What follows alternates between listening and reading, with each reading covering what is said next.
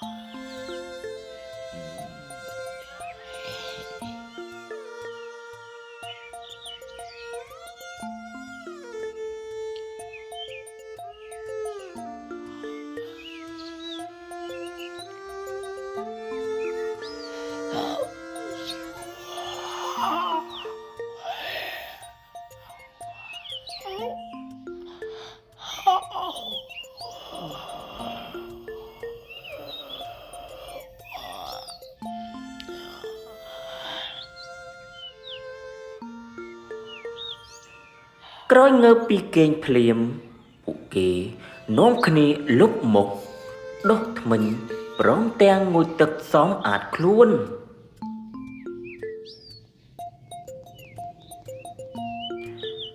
បន្ទាប់ពីលុបមុខដុសធ្មេញនិងងូតទឹករួច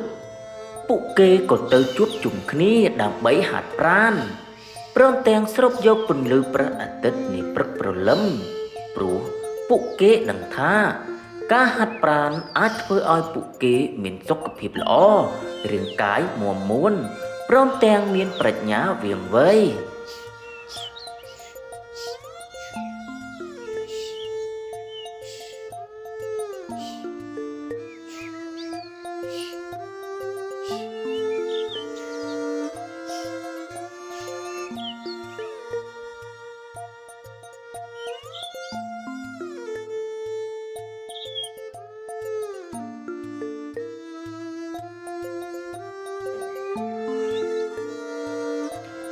ថ្ងៃមួយ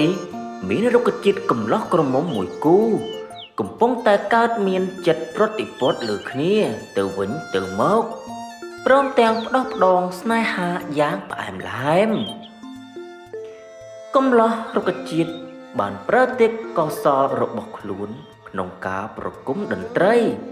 ដើម្បីបង្កើតភាពទាក់ទាញចំណាប់អារម្មណ៍របស់រុក្ខជាតិក្រមុំ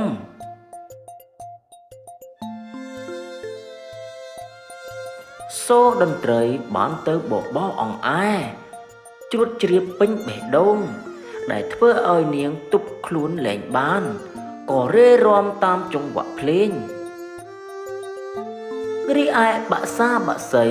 និងរុក្ខជាតិតូចធំទាំងឡាយ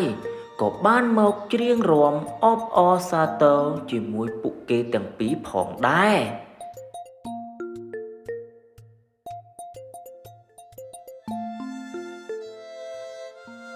ចំណែកក្រុមផ្កាឈូករ័ត្នបានរាំនិងច្រៀងជុំវិញក្រមុំរុក្ខជាតិដោយភាពសប្បាយរីករាយបន្តិចក្រោយមកក្រុមផ្កាឈូករ័ត្នបានអូសទាញក្រមុំរុក្ខជាតិយើងឲ្យទៅក្បែររុក្ខជាតិកម្លោះដែលធ្វើឲ្យចំណងនៃសេចក្តីស្នេហារបស់ពួកគេកាន់តែស្អិតរមួត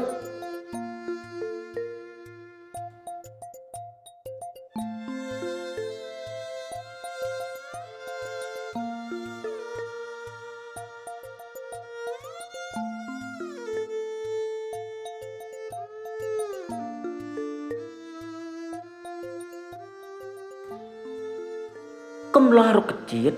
បានយកកម្រងផ្កាមកពាក់ឲ្យនាងព្រមទាំងចង្អុកតែនាងអៀនក៏រត់ចេញខណៈនោះ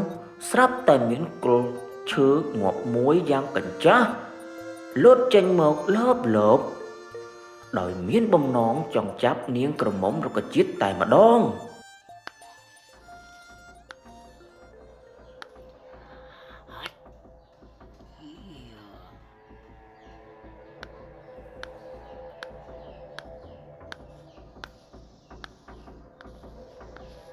ប៉ុន្តែដោយសារតែកំឡោះរុក្ខជាតិនៅក្បែរនោះបានមកជួយនាងទាន់ព្រមទាំងបើកឆាកប្រយុទ្ធជាមួយគ្នាយ៉ាងខ្លាំង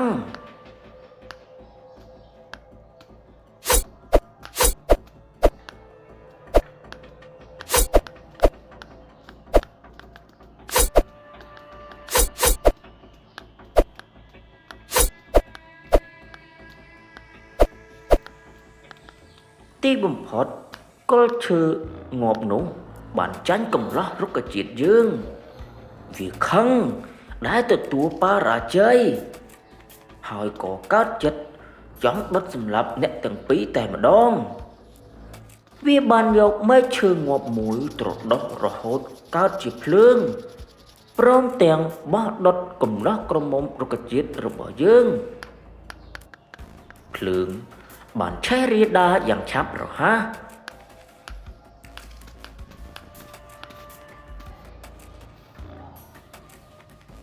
រីឯរុក្ខជាតិនិងសត្វទាំងអស់ចាប់ដើមភ័យស្លន់ស្លោរត់ពេញព្រៃ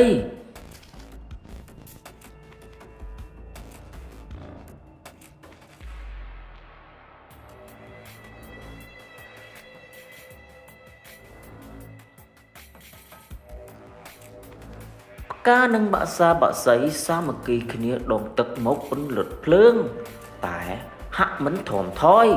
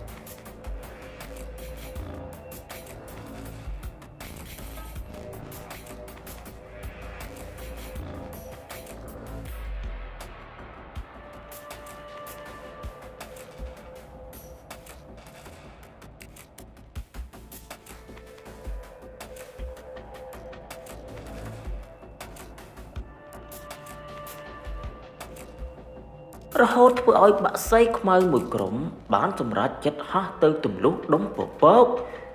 ដែលធ្វើឲ្យកើតទៅជាភ្លៀង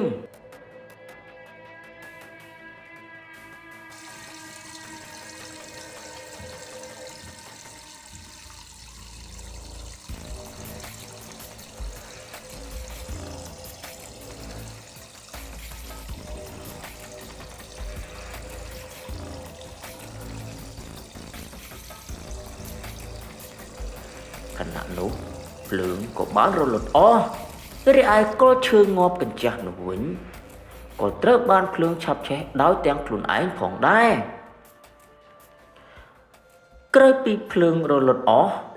រុក្ខជាតិនិងបក្សាបក្សីសត្វទាំងតូចទាំងធំនៅក្នុងព្រៃមានភាពសប្បាយរីករាយឡើងវិញ